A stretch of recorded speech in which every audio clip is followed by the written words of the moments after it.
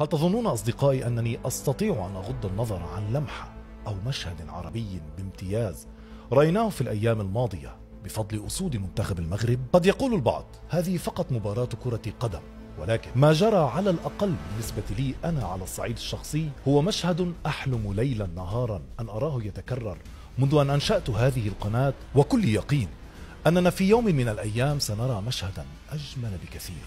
إن لم يكن في أيامنا ربما يراه أولادنا من بعدنا. فجمهور منتخب المغرب بالأمس كان أمة عربية بأكملها من المحيط إلى الخليج تؤازر بكل حماس وشوق وترفع علامات النصر لإنجاز هذا المنتخب التاريخي.